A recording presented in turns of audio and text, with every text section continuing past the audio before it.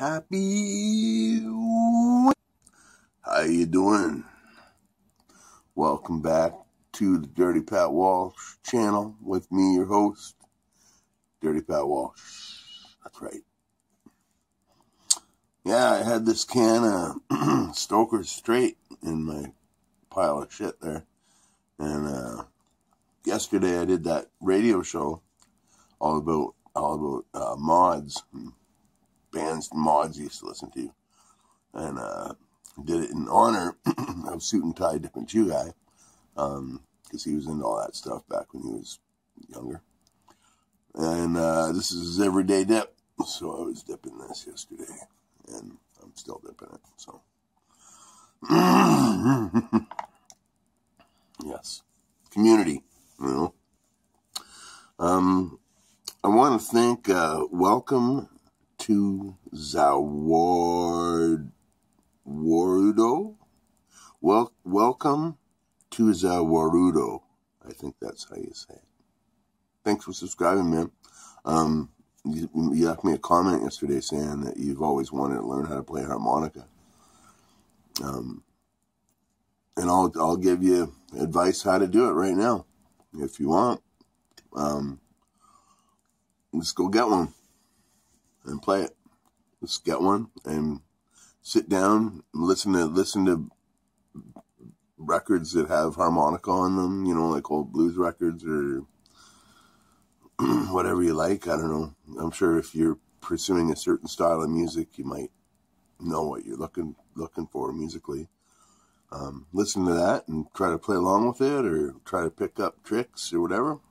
The main thing is just to play it, just to sit and mess around with it for like 15 minutes, half an hour every day. And before you know it, you'll be playing it, you know. Harmonica is an instrument that you can learn how to play in half an hour, and you can be like me and spend 40 years playing it and feel like an absolute beginner. You know what I mean? It's an amazing and amazingly simple yet subtly complicated instrument.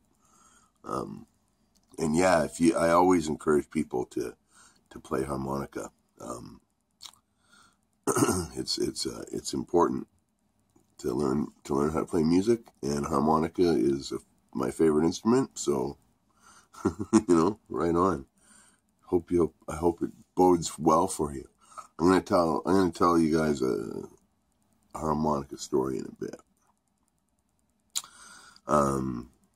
I guess Louisiana Man 38 tuned into my radio show yesterday, and that's really cool.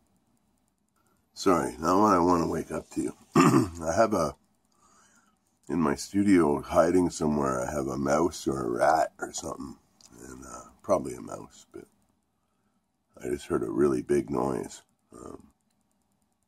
coming from my pile of stuff.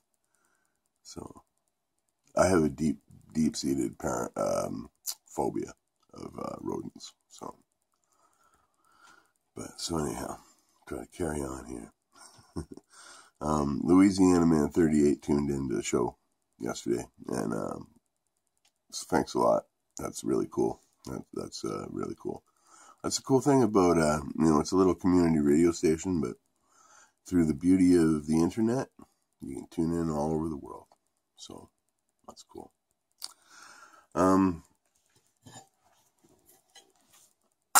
Had a funny little parlay with Bergs yesterday. Okay, you know how when you're going I don't know if you guys all have it, but when I'm looking at YouTube videos, I'm just going through the list of videos to watch. The videos often start like as you're browsing through them, and they'll have closed captioning right along the bottom here, you know, of what the narrator is saying. You know, if mine came up, maybe I'd be lucky and it would say, you know, welcome back to the Dirty Pat Walsh channel. You know, it might say something completely different. Who knows? Anyhow, I made a comment in one of Suit and Tie Dip and Chew Guy's threads that when his videos come up, it says what does it call it? It says something really funny, like the dip and shoe. They call him the dip and shoe guy. It's funny. It's in the comments. It's in the comments somewhere in one of Suit and Tie Dip and Shoe Guy's threads. But anyhow, Bergs made a comment like explaining how if you have the time, you can actually go in and correct it so it says the right thing, right? I don't know how you do it, but Bergs knows. Bergs knows everything. Bergs is a smart dude, I gotta say. And he runs a great channel. Shout out to Bergs Step Reviews, you know. Anyhow, the way he worded it, I thought that I can't remember how he worded it, but when I initially read it, I thought that he was saying that people were trash talking me all over YouTube, which was ridiculous to think about. Like, I'm a fucking, you know, I have a handful of people who follow me, what I do, and I don't get a lot of hate. So, but anyhow, I thought it was funny. Whatever. Life adventures in YouTube. Shout out to Soldier Poet for commenting last night. How you doing? And Oak Tree Dipper, Real Talk Studios, and No Bluff Buff have all left really nice comments in the last day or so. Real Talk Studios leaves a nice comment on everything I do. So, brother, thanks for taking the time. See, Ben Case put it yesterday. He left a really nice comment. Ben Case is a really nice guy. I got to tell you, I've talked to him in person, or like talked to him on FaceTime, and really nice guy. And he said, "Thank you for sharing your talents with us again," or whatever. And it's funny because I never really thought about it that way.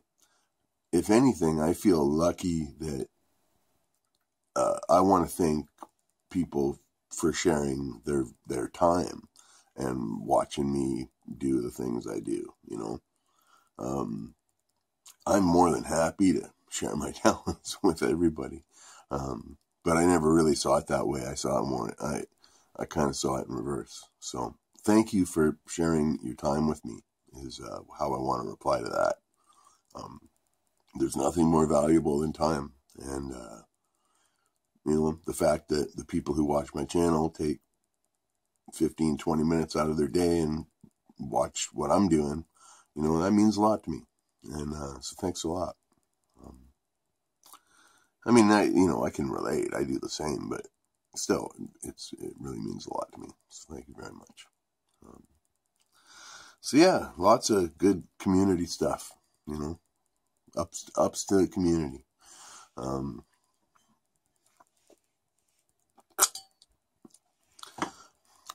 So yeah, harmonica. Welcome to welcome. Sorry, welcome to the Wardu. I think that's how you say it. Wardu. That must be it. I'm sorry if I'm pronouncing that wrong. Learning the harmonica. I started playing harmonica when I was 8. I used to my mom used to take me out shopping with her every other day or whatever. And so I'd go to the Wolco in the mall. Wolco was kind of like before they had Walmarts and shit like that, right? This old department store. And they had a music section. And they had a stunning array of harmonicas. You could buy all the harmonicas. They had a rotating rack of them, you know, and I used to just go gaze at them. And, yeah, so I saved up some scratch. I'd had a toy harmonica before that. And that's kind of what piqued my interest in it, you know. So I saved up all my pennies and quarters. And I went and bought me a harmonica. I bought my very first, I can't remember, it wasn't it was kind of a cheapo harmonica, but it was also in the 70s, so cheapo harmonicas were probably as good harmonicas are now. So it was a good quality instrument. I do know that. But anyhow, I was 8. I went and bought my first harmonica at the Wilco. And I remember thinking to myself, man, this is really important, you know. I don't know why I thought that, but anyhow, here I am now 40 years later, and I've had a career playing harmonica. You know, I've toured the country, I've made lots of records, blah, blah, blah, this, that, the third. I've told it all before. But it's just because I picked it up one day, you know, and that was a very important day. When I had the last job I had, I was a baker. I was a late night baker. I'd go to this bakery in town and bake all night and come home in the morning, walk home in the morning. And when I usually be walking home in the morning be when the school kids would be waiting for the bus. And about a year and a half ago, I saw a kid sitting on the stoop playing harmonica. And he couldn't have been older than 8. And he was really good. He was way better than I was when I was 8. So that kind of moved me, you know. So I went home and I went through all my boxes of harmonicas and I found a really, really good one. I found a Hohner Golden Melody, which is a really good harmonica. And I fixed it up, cleaned it up, fixed the reeds, and it was a beautiful instrument. And so then the next day I went and they were same scenario. So I went up to his mother and I said, do you mind if I talk to your son for a minute? And I said, my name's Patrick. I've been a harmonica player all my life, and I have a really good harmonica for your kid. And I want to go talk to him. And she was like, yeah, fuck, do it, you know.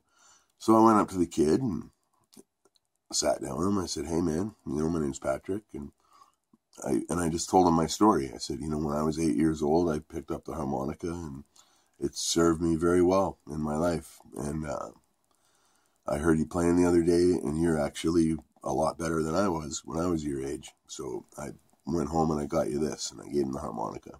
And he was kind of stunned, I think. Strange man coming up and giving him a harmonica. But he looked at it, and he looked at me, and he was like, well, thanks, man. And I said, I'm giving you that on the condition that in 10 years, I'm going to come see your band play and watch you play that. And he high-fived me. And that was that. So that kind of made my month, you know, hearing that kid play harmonica, man.